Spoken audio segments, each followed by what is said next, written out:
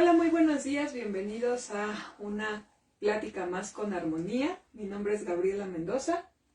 Hola, ¿qué tal? Buen día, soy Mayra Chamerri. Y Alicia Arista.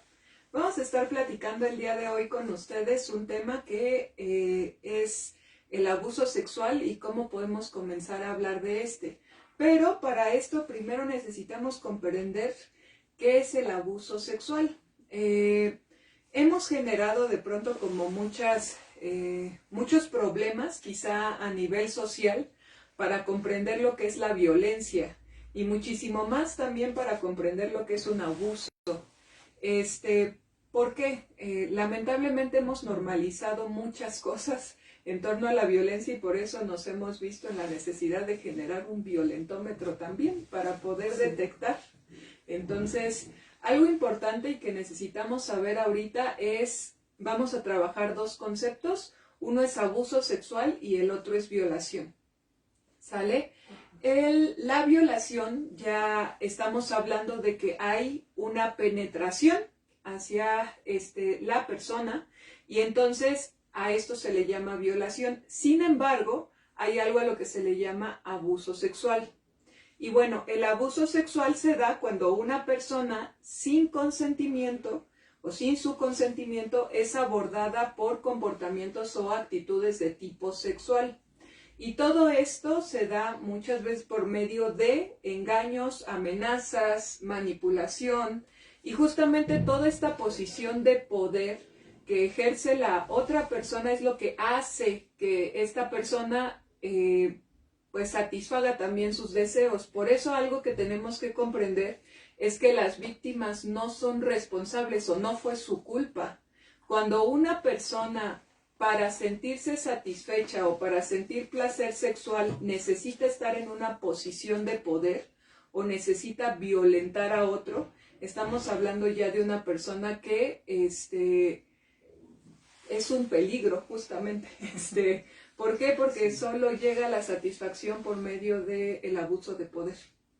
Y bueno, necesitamos saber también en medio de todo esto qué es lo que incluye, sobre todo con los niños, incluye tocamientos, frotamientos, desnudar al menor, que se le exponga a pornografía, también a ver actividad sexual, a masturbarse, a masturbar a otra persona, introducir objetos en su boca, etc. Ahora, tenemos que saber que hay artículos que justamente hablan sobre todos los abusos que nosotros ahorita también vamos a tocar. Y los artículos están en el 260, 261 y 266, donde hablamos sobre abuso sexual, hablamos sobre hostigamiento, sobre estupro y también tenemos que comprender aquí dos cosas, sobre todo cuando una persona o un pequeñito, siendo niño o siendo adolescente, es abordado sexualmente, lo vemos justamente como un delito porque un niño no puede dar consentimiento y un adolescente tampoco. Entonces, cuando es niño le llamamos justamente igual abuso sexual, violación, de acuerdo a lo que sea, y cuando es un adolescente, porque aquí vemos como muchos matices, de pronto los adolescentes sienten que ellos eran responsables. ¿Por qué? Porque ellos dicen, bueno, yo accedí o yo todo eso, pero un adolescente tampoco puede dar consentimiento. A esto le llamamos estupro. Y es cuando un adulto, en su posición, manipula a un adolescente para tener relaciones sexuales o algún tipo de contacto sexual. Y qué interesante esta aclaración, primero la aclaración entre violación y abuso sexual, sí, porque de repente puede haber mucha confusión, ¿no? En cuanto a al nombre verdadero. Y sobre todo, esto importantísimo que se da, que no solamente tiene una implicación psicológica, sino también hay una implicación legal con esto de los artículos que acabas de mencionar, Claro. ¿no? Entonces, aquí también podemos ver que hay efectos. Exacto, hay varios efectos en el abuso sexual. Sin duda, cuando alguien sufre abuso sexual, un menor, afecta a todas las áreas de su vida. Es muy difícil poder olvidarlo nada más y empieza a manifestarse en diferentes conductas, de diferentes formas. Una podría ser como permitiendo el abuso, ¿no? Seguir permitiéndolo, no diciendo nada, empezar a abusar de otros, tratando de evadir como la situación que vive por medio de sustancias, de drogas, evadir pues el dolor, ¿no? Siendo más violento, violenta, también es otra forma en que podemos identificar nuestros efectos. También pues tienen algunas distorsiones, digamos, en sus relaciones sexuales, empiezan a ser tal vez más activos. También la incapacidad de comprometerse emocionalmente les cuesta, ¿no? Ya no es lo mismo.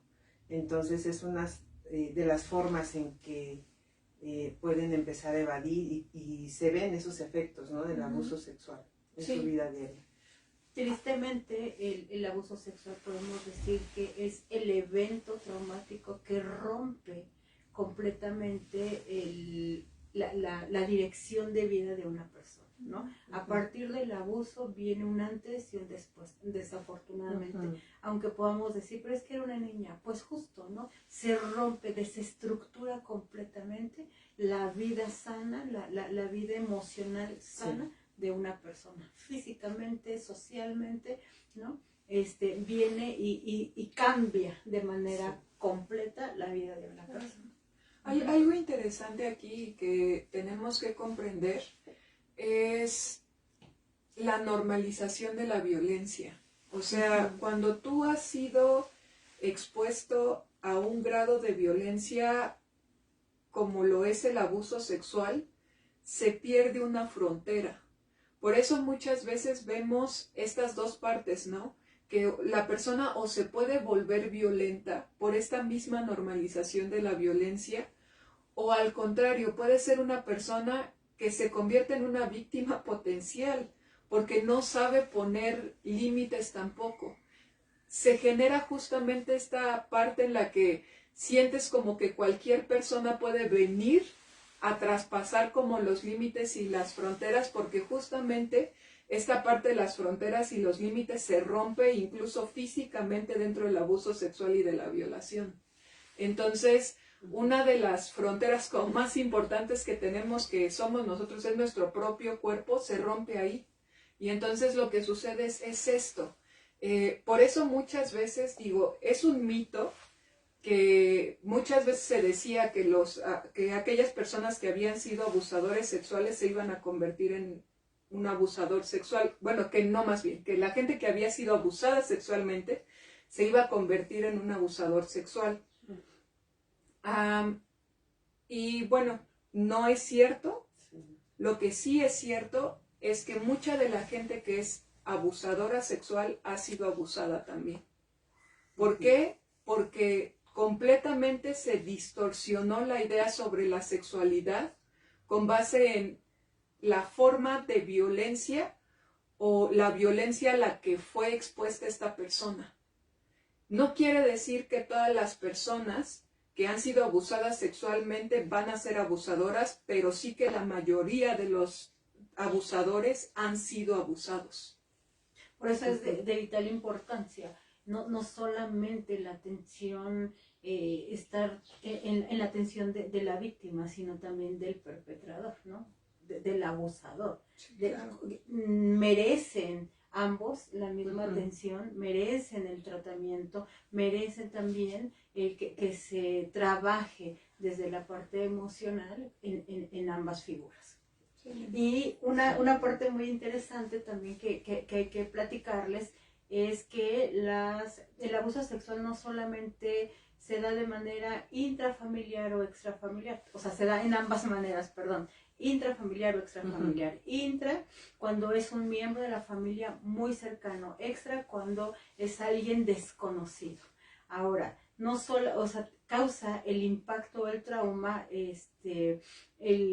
las secuelas, ¿no? O el daño psicológico va si fue solamente una vez o ha sido de manera repetitiva en un tiempo muy prolongado.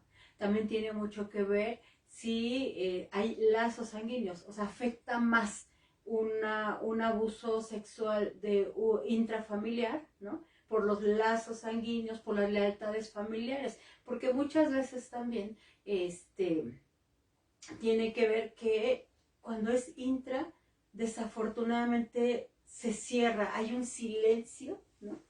De no decir nada, no digas nada porque se trata de el tío, el familiar, el papá también, ¿no? No digas nada, y entonces ahí hay un silencio y eso daña mucho más porque entonces la víctima se siente que fue el culpable, ¿no? O peor aún, que es normal, que eso pasa, ¿no? Sí. Y ahí empieza todo este desajuste psicológico de la víctima, ¿no? Desde guardar silencio, desde... Imagínense que se está estructurando en su psique una persona que está siendo abusada, pero que es obligada a guardar silencio o no darle la importancia que se requiere solo porque es un familiar, un abuelo, un papá, un tío, un hermano, ¿no? Entonces es de vital importancia saber, y si hay alguna señal que sus niños estén teniendo, ¿no? O los adolescentes estén teniendo, escuchen, denle el valor de que, ¿no? De que pueda estar expresando. Denle el valor de que sí sabe lo que dicen, de que sí les molesta. Por eso es muy importante esta parte de que si el niño no se quiere acercar a alguien, no lo obliguen, ¿no? Hay personas que obligan a sus niños y dale el abrazo y abrázalo y ve y quédate con tu tío y el niño, no quiero. Entonces ahí hay señales que puedan estar alertando. Ahora, hay tipos de abuso sexual, ¿no? El abuso sexual, como ya lo explicaba Gaby al inicio, no solamente tiene que ver con caricias, sino también tiene que ver con el tocamiento a las áreas sexuales de una forma sensual hacia el niño. No es lo mismo que yo toque a un niño respetuosamente a que ya yo de manera sensual despertando instintos que traen los niños en su cuerpo de manera física, exactamente, las sensaciones. No es lo mismo que yo de manera respetuosa lo toque a yo acariciarlo de una manera sensual, intentando, ¿no? Despertar esa sexualidad en ellos. Eso es abuso sexual. Aparte de los que ya conocemos, ¿no? Sexo oral, ¿no? Claro, los tocamientos, ¿no? Los besos, las caricias. Todo esto tiene que ver con sexualizar, ¿no? Porque yo puedo abrazar a un niño y besarlo de una manera muy respetuosa, que no tiene nada que ver que lo haga desde una parte sensual. Ahí está la clave, sensual, ¿no? Y el abuso sexual abierto, muchas veces nosotros creemos no, yo respeto mucho a mis niños, pero desafortunadamente a veces, ¿no? Existe esta parte de espiar, ¿no? De estar en la recámara de los papás y espío, ¿no? Que están haciendo cosas. Y ya los niños saben espiar y empieza una excitación a través de lo que están viendo, de las actividades o de la vida íntima de los papás, o los ruidos, o lo que escuchan. Esta es una forma también de abusar sexualmente de los niños. A veces los papás lo desconocen, pero sí ha pasado que los niños despertaron su sexualidad porque escucharon a sus papás o los vieron. O el exhibicionismo, el que se exhiban en la casa en áreas sexuales, ¿no? Con sus partes sexuales, ¿no? No cuidadosas, no respetando. Aquí tiene mucho que ver el respeto hacia los niños, ¿no? Como personas, no porque son mis hijos puedo pasearme desnudo por toda la casa, porque ese es exhibicionismo. También en la calle sucede, ¿no? El exhibicionismo, vas por la calle y hay personas quienes disfrutan el mostrar sus partes íntimas, y ese es su placer, ¿no? Mostrar y que la otra, que los vean. Ese es exhibicionismo y ese es un abuso sexual abierto. Sí, claro.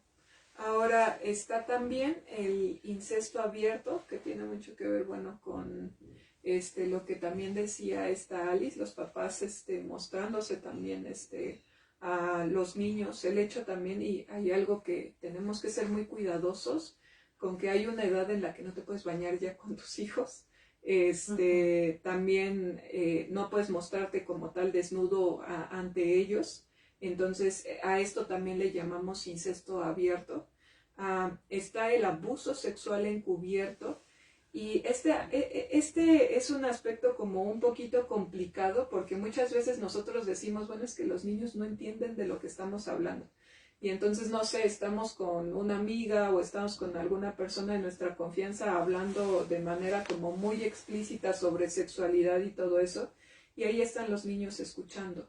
Entonces, sí es importante que nosotros tomemos en cuenta que ellos no tienen por qué estar escuchando ese tipo de conversaciones.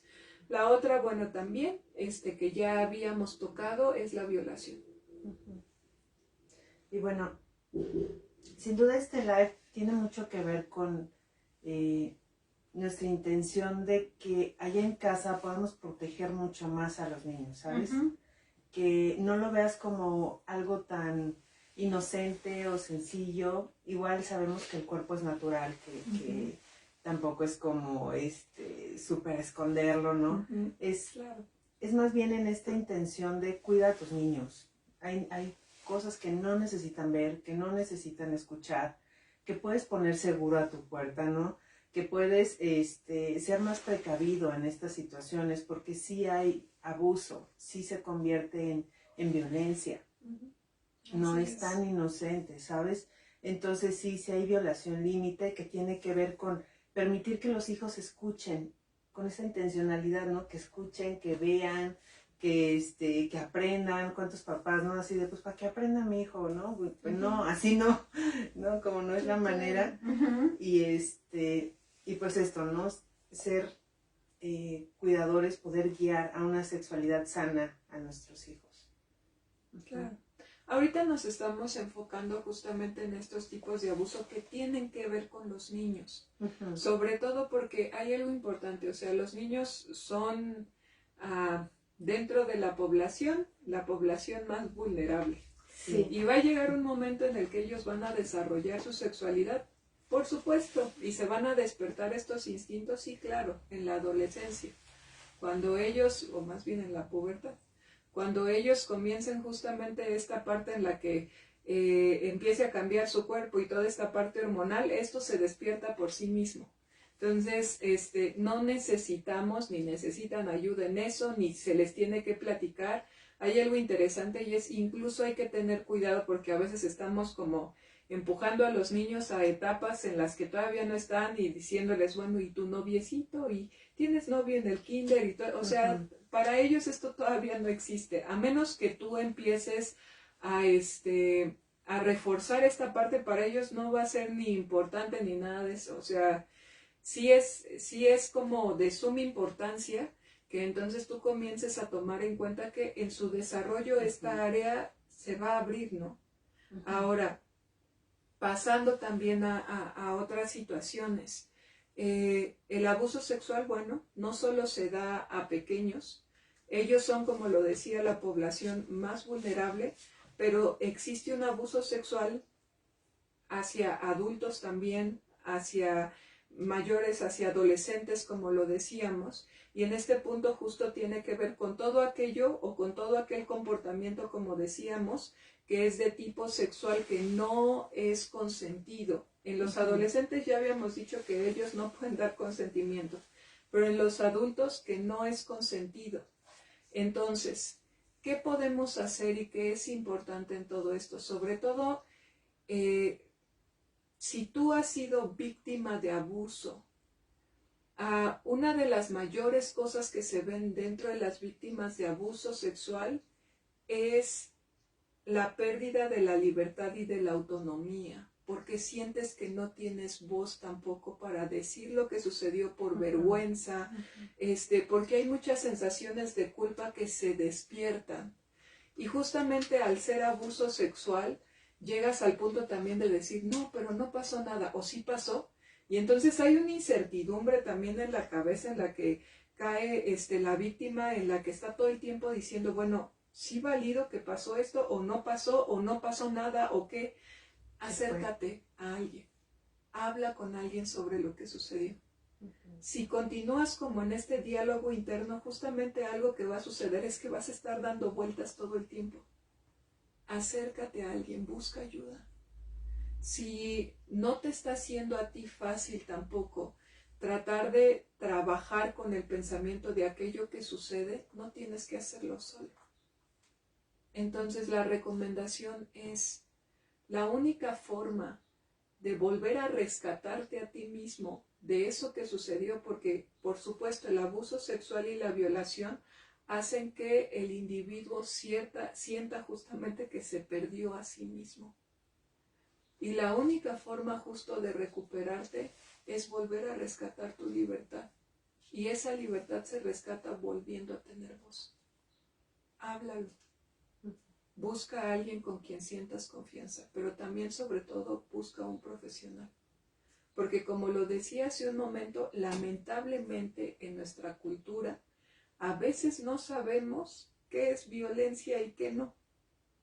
O sea, por eso decía hace un momento, necesitamos un violentómetro porque no sabemos a veces distinguir qué sí es violencia, qué actitudes y qué conductas. Hemos normalizado tanto ciertas actitudes y ciertas conductas que para nosotros es como, no pasó nada, es que está bromeando, es que no.